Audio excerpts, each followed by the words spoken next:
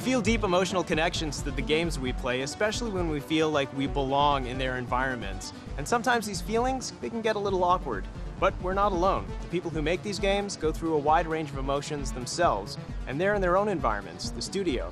So we decided to take them out of them and bring them here, to this environment, nature.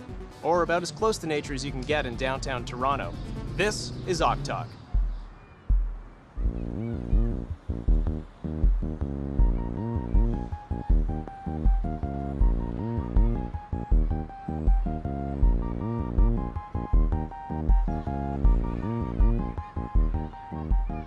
Joining me now is Christine Love, developer of games such as Digital, A Love Story, Analog, A Hate Story, and now Lady Killer in a Bind, which also has a really long, real title. What is the real title? The full title is, My Twin Brother Made Me Cross-Dress as Him, and Now I Have to Deal with the Geeky Stalker and a Dom Beauty Who Want Me in a Bind. Or, please, just call it Lady Killer in a Bind for short. You sound really irritated when you say the full title. Is that because you don't want to say it, or are you irritated with yourself for making such a long title for your game? Oh no, I'm just staying in character. Okay. So is this something that people are going to be able to Google easily? Is that one of the reasons why the title's that long? I just feel like it explains the premise right off the bat. There's no dancing around what's the tone of this game, what's this game about. It's really actually an act of aggression against Twitter. Okay. I feel like a game title that doesn't fit in a tweet. It's What's the acronym for that? Is there a fun acronym? Lady Killer in a Bind. Oh, that is the acronym. 4 words. It's I feel like you're being difficult on purpose. You're known actually for narrative-based games, actually. They're visual novels. They're very heavy on the text. My games are, it's like a slow burn thing. Like, you have an introduction and maybe like an hour in, you have some big mysteries that you want to solve. I sort of started out like writing novels. I've always like really loved video games. Like, I've always been, really amazed at like, these are great things for telling stories, and also shooting men can sometimes be kind of fun. But I sort of got into the perspective of like, I was writing novels, and I was like, started experimenting with interactivity, and the next thing I know, people are like, oh, that's a video game. I'm like, really? That could be a video game. You've developed quite a few games now. What's something that you find gets easier the more you do it? Definitely not writing, and which is unfortunate because it is like the entirety of my process. I just spend months writing lots of words. Honestly, I found that I've wanted to become more ambitious with like what I do mechanically. I try to plan things out better. Digital is like, it's really hard to follow. It's just like this incomprehensible nightmare because I'm just like, oh, well, I'll just wing it. I'm sure this will totally work out fine, and it's really difficult. Like, even when I replay it, I'm like, I have no idea what triggers what. I have no idea how to make the story advance. So being more thoughtful and deliberate about like how the story flows is something that I've learned is pretty important. How many other people do you work with? Obviously, these ideas are coming, I would say, primarily from you, but you've got artists, you have musicians. How does the whole organization fit together? For my last 3 games, since Analog, I've been working with the same people, an artist named Ride and a musician named Isaac, and we've also, pulled in like some other artists who do like some secondary stuff, and play testers, obviously. But it's mostly just this, it's a fairly tight 3-person team, and at first it was just all entirely me, but as Ride and I have worked together, he's actually contributed a lot. What is it like for you to see that concept art or the final art for the first time? I feel like the art makes such a big difference.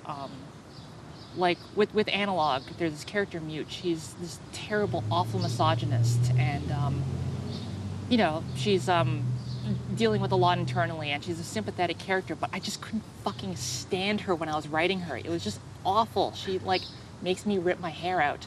But then we got the art in the game, and she has all sorts of cute expressions, and like it helped humanize her, and suddenly I, the writer, the person who is supposed to be in her head, has a whole new appreciation for the character just because, now I can see her. So I feel like it just makes a huge difference. Your games deal a lot with feelings and relationships. You've got course, relationships with other people. You've got relationships with technology. What for you is the most important thing to have come across to players of your games? I feel like I'm just trying to convey emotional honesty.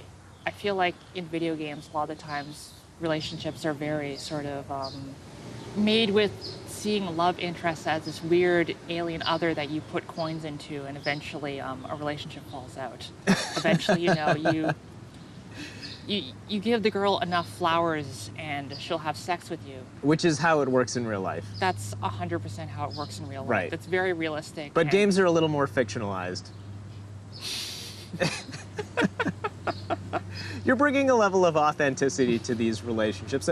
What is it like, obviously, as a developer who is making a relationship where if X condition is met, then Y partner will sleep with player. So it's easy to have that condition be if love interest gets 5 sets of flowers within a week or whatever. So what are those conditions like in your games? Well, I'm not structuring it that way at all. I mean, that's like a very traditional structure, and instead, because this is a game about sex and relationships, we're just straight up, the first thing you do is you hook up with this person, and then the relationship goes. So sex isn't the end point, but it's actually the starting point. I mean, it's just a totally different model, I think. One that, is actually about a relationship rather than the chase. That makes sense. Now, relationships are very complicated things. Obviously there's no black or white or no one perfect way of going about continuing a relationship. So when you're putting this into a game where you're giving players choice into what they're going to do, that to me just seems like something that would be a real pain to keep track of just mentally, where all these possibilities are ending up. How do you keep track of all this stuff? There's lots of flowcharts involved.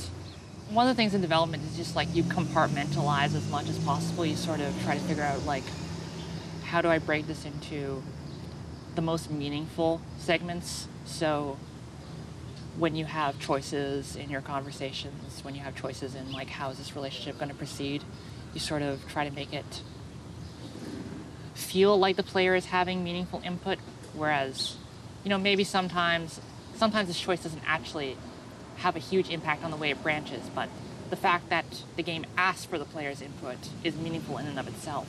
Because, otherwise you'll just get stuck in this hell where you're trying to keep track of every single little detail, and that way lies madness, and also takes way too many words.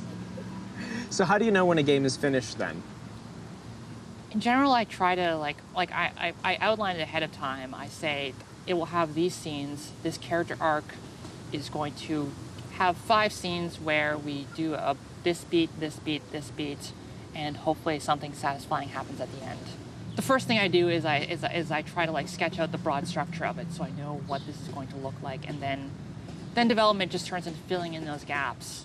So I have a pretty good idea of how much progress I've made and what the end point is. So like you were saying, part of why you make these games is to get people to think about things, and you like getting the feedback from them where they have considered different emotions and different feelings. And that's kind of how I feel about this show, or this segment, Awktalk, where I get to consider different feelings and get to speak with different people and, get into a little bit of an awkward mindset where, normally I wouldn't talk about these things with folks. And I really appreciate you coming on the show, so thank you. Yeah, my pleasure. I don't know what you're supposed to do now. I want one of those free I think seats. you should... Come on, just... Just a freezy? Wait. Nah. Yeah, Nah, I'm good. I'm good for Or am now. I just gonna be staring at it? You just have to hold it, actually. It's the ceremonial... Just wheel it into my... It's the ceremonial frozen baton.